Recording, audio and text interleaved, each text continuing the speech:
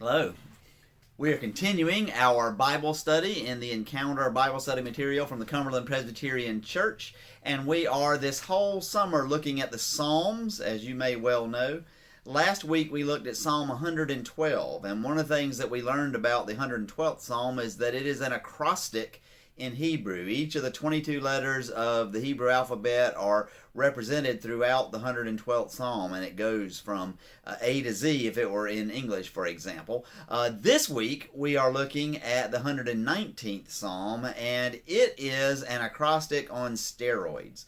You may know the 119th Psalm is the longest psalm in all of the Bible. It also is the longest chapter in the Bible, 176 verses. And not only is it 176 verses, but it is organized into 8-verse sections, and because 176 is divisible by 8, there are 22 of those sections, which of course correspond to the 22 letters in the Hebrew alphabet.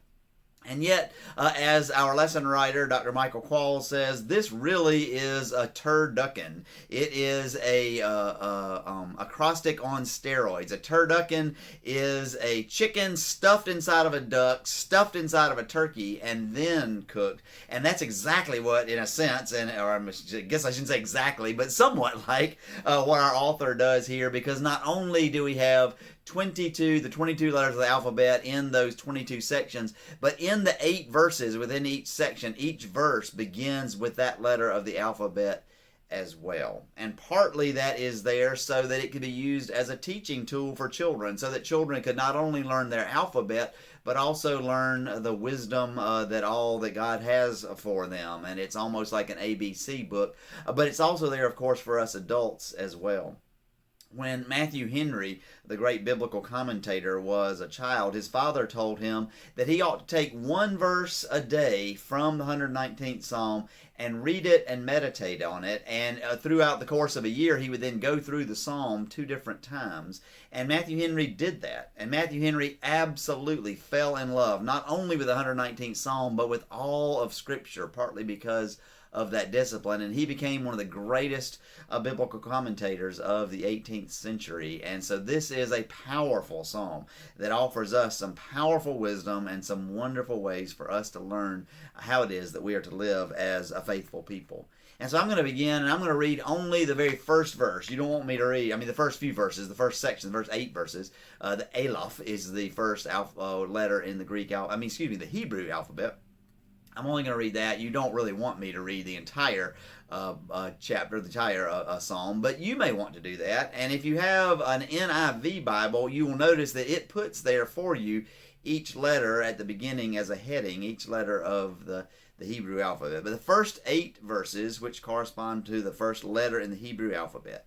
Happy are those whose way is blameless, who walk in the law of the Lord. Happy are those who keep his decrees, who seek him with their whole heart, who also do no wrong, but walk in his ways.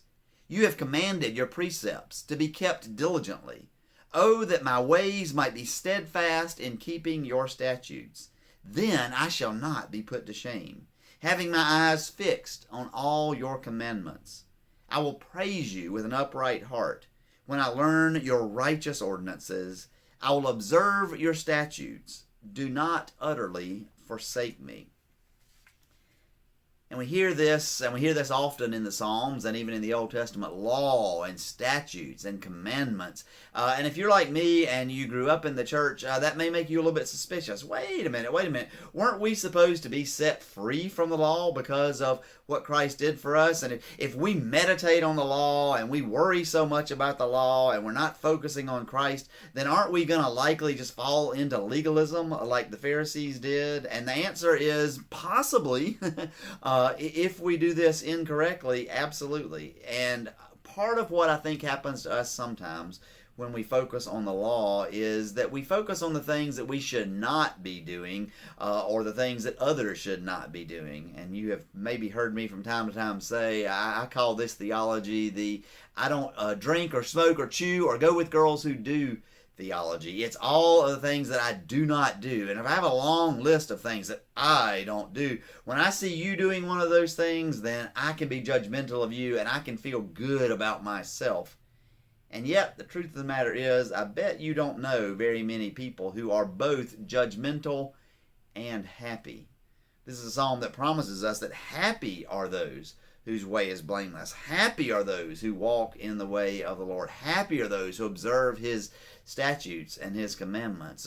So what's going on here? Well, to begin with, we have to throw out the idea that the law of God is all about a bunch of don'ts. Even when the Ten Commandments are a lot of thou shalt nots, they are thou shalt nots so that we are freed up to do the things that really bring us life, that can really make us happy. So a very obvious one, I would say, is thou shalt not commit adultery.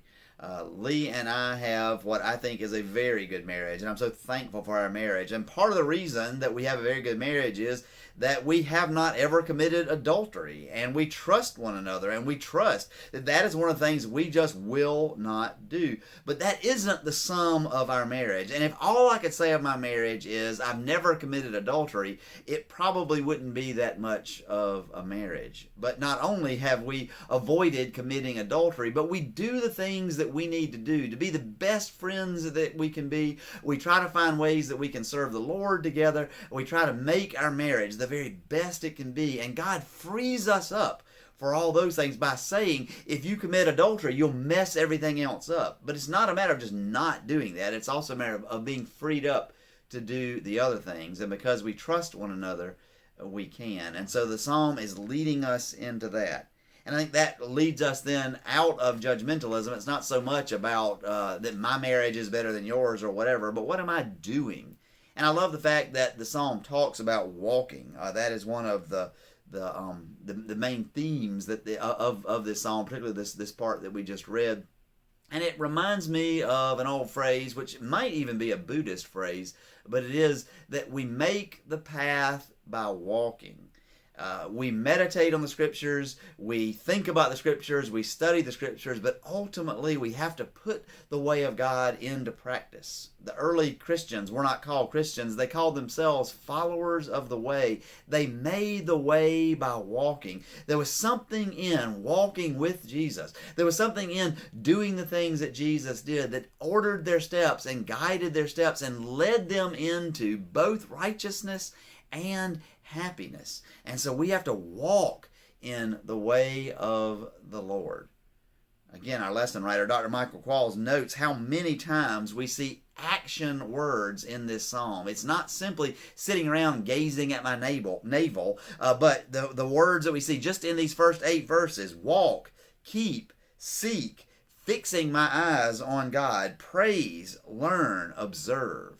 And so for the rest of this study, I want us to focus a little bit on what it means to walk. What does it mean to really make the path by walking? And if I keep walking the same path, it's going to just kind of get worn into my life. Back at our house and our pasture, our horses have worn paths through the pastures, and they follow those same paths. They've got all these different ways they can go, but they follow the same path, and it just gets worn down. That's what the psalm is calling us to do. The path that we walk is the path that we will eventually form, and we want to form a path of righteousness and not a path of wickedness. And if we do form that path of righteousness, then we really will be happy, although it may be happy in a different kind of way. About a year ago, I heard an interview with Gary Haugen. And Gary Haugen is the founder of the International Justice Mission. And this is a group that is designed and founded in order to try to combat violence among the poor in the world, because he originally worked for the United States government, and he discovered that there's all kinds of wonderful ways that either the government or churches or nonprofits can give aid to poor people. We can dig wells, and we can give seeds, and we can teach them how to make small businesses or whatever. But if violence sweeps through their land and people steal their wells or steal their money or put them in slavery, then all of the stuff that we have done doesn't help. And so the International Justice Mission tries to find justice for the poor by finding ways to eliminate violence and to bring perpetrators to justice. And I want you to listen to a little bit of this interview. Kate Bowler, who is a professor at Duke Divinity School, is the one doing the interview. And I want you to hear the way that I think Gary is making the path, both for himself and for people around the world, by walking.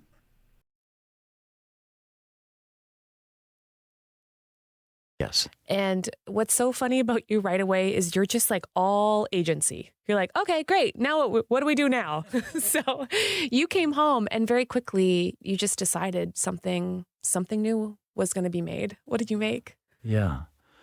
Well, with some friends, put together this thing called International Justice Mission. And I quit my job on a Friday at the Department of Justice, and I got myself elected to my little club, which I called International Justice Mission, on a Saturday, and then got to go work for the organization that didn't exist on Monday. And yeah, it was a startup, not-for-profit organization that said, hey, let's try to do something about the problem of violence against the poor. But the vision and idea behind it was not actually something large. It was, let's do individual cases. And we may not be able to solve any of these problems on a huge scale, but if that child has been abducted into a brothel where she's being serially raped, I can probably not end all of sex trafficking in the world, but can we not get her out? Or that family that's been sold into the rock quarry where they're now working for 15 years breaking rocks. Yep, we probably can't end modern slavery in the world. Maybe I don't see how we can. This is what I was thinking 25 years ago. But we can get that family out, can't we? It was very much that idea of let's begin by just doing for another individual what we would not want done for us in that situation. Just pure golden rule kind of thing. And let's just do one at a time. And so for 10 years, that's what we did, just one at a time, a few thousand individual cases around the world. And what was the first moment where you knew it might work? You're like, I don't just live in Virginia with my friends in a basement. I have international work I'm doing, maybe from here. Yeah. Well, the hardest thing to do at the beginning was to get anybody to actually refer a case to you. Yeah. And I think one of the first things I did was I went to the Philippines to go visit various shelters that take care of abandoned children, kids that live on the streets, because I knew they were vulnerable to terrible violence. So I went to this place called the Specs Foundation Home for Abandoned and Abused Girls and asked, hey, I'm International Justice Mission, and do you have any of these cases that I could maybe take on to see if we couldn't help who's being abused and make sure that whoever did it actually is brought to justice? Because our vision was, yes, you want to rescue people out of those bad situations, but you also want to make sure the bad guys actually go to jail for doing this, or else they'll just hurt other people. And then provide a pathway of recovery and restoration for those who suffered that kind of abuse. But there was a case of this girl named Catherine, and I got to meet her, and she had been horrifically raped by a young man in the neighborhood.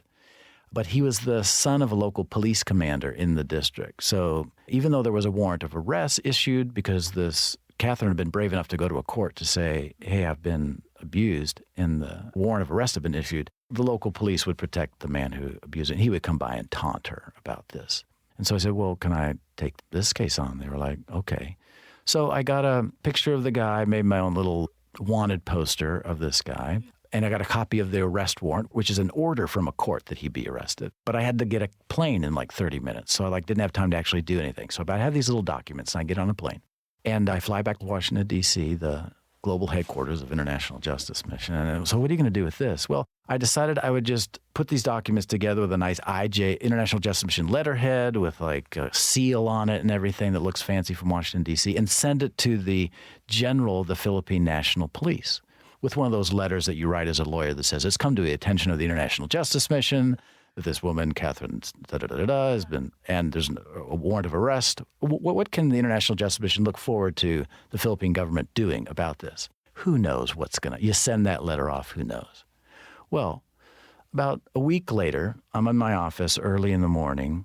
It's dark, I remember, and an intern who was working, because basically it was me and interns in that day, free labor, comes walking in, and she has a fax in her hand.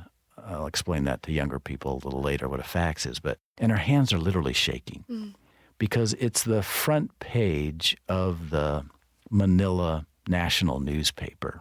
And above the fold, headlines, International Letter Leads to Arrest of Rape Suspect. And there is the police commander getting a picture of himself actually formally booking the man who had committed this assault. That was one of the earliest cases of international justice mission, which at least manifests to me that, yeah, you may not be able to do everything, and this may not work every time, but if you focus on taking up the cause of a single individual and do the thing that you can do, maybe there's an opportunity to actually do something that is worthwhile. And I have seen that kind of thing happen now more than 52,000 times, because 20 years later, we've worked more than 52,000 individual cases like this. So yes, there's still a lot more to be done for sure, but I've seen more than enough of what's possible, what's good for me. We all should focus on taking up the cause of just a single individual. How easy it would be just to get overwhelmed by the immensity of all the problems in our world, but find one individual who needs you and whom you can reach out to. And it may be a long time thing, may need to be a long-term thing, and that may need to be that you're going to put your time into that person and recognize that you maybe can't put your time into others. That's okay. You're going to put your time into them, and you're going to find a way to totally transform their lives. And who knows, in a few years, like Mr. Haugen, you may find, now I can point to 52,000 people that have had this happen to them. He is doing a wonderful job, I would say, of walking in the way of Christ. He is a committed Christian. He is making the path by walking and making a path for other people. And yet, let's talk a little bit about happiness. How does somebody who is so immersed in the worst things that human beings can do to other human beings remain joyful, remain happy? Does his work bring him any happiness? And the answer is yes. He says that he is absolutely full of joy, and he has some advice for us for how we can do that. And so let you hear another couple of minutes of this interview.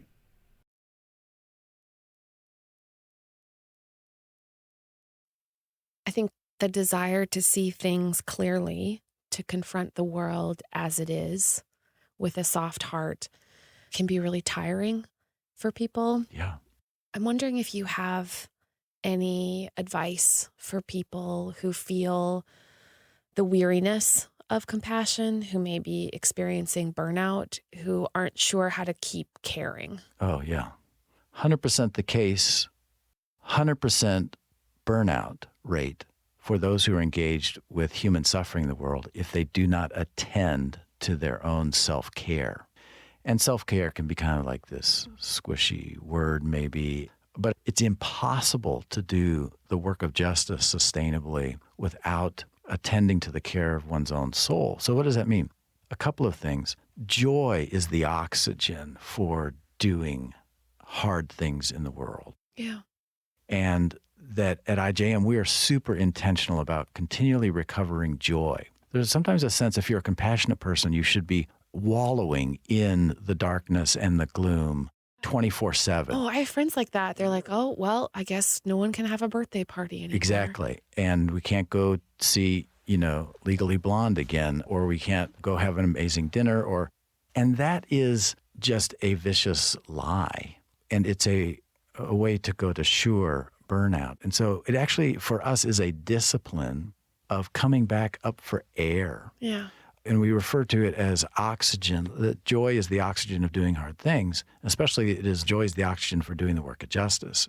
And so that's what we are extremely intentional about, is making sure that there is laughter and music and art and silliness and a return to all the goodness and beauty there actually is in the world. Because again, we're going to hold two things in tension that are actually true. Yes, there is suffering and darkness in the world, but there is absolutely beauty and goodness. And so I need to run back and go find my kids and give them a hug and wrestle around and be silly and go have a great meal and go watch, that stand-up comedian or whatever it is we want to do.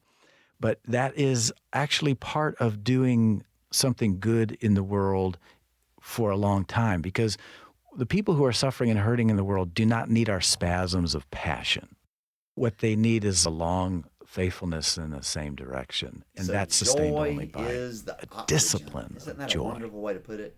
And then he says that we need to have a discipline of joy. And we need to recognize that when I'm enjoying God's creation and when I'm having that discipline of joy, that is a part of the work. Because those that I'm going to care for, they need for me to be full of joy so that I can bring joy to them as well. And I think part of the principle that I'm getting here from him that I also see so much in the psalm is if I seek after my own happiness and I just try to do whatever I think I need to do to make me happy. And sometimes we hear people say that, well, do whatever you need to do to be happy. I'm probably going to be led down the wrong way. And I'm going to be led down the way of wickedness. And I'm not going to be happy. And I'm going to cause pain and misery for other people. But if I walk in the way of God, if I am seeking not my own happiness, but seeking the happiness of others and mine along the way, there's no way that I can avoid it. So put quite simply, if I seek happiness just for me, I probably can't attain it at all. But if I walk in the way of God, I probably cannot miss it. And how wonderful that is, because that is the wisdom of Psalm 119. That is the wisdom of God. And thanks be to a God who gives us happiness, because God is with us, guiding us, and filling us with the oxygen that is joy. Thank you, God. Amen.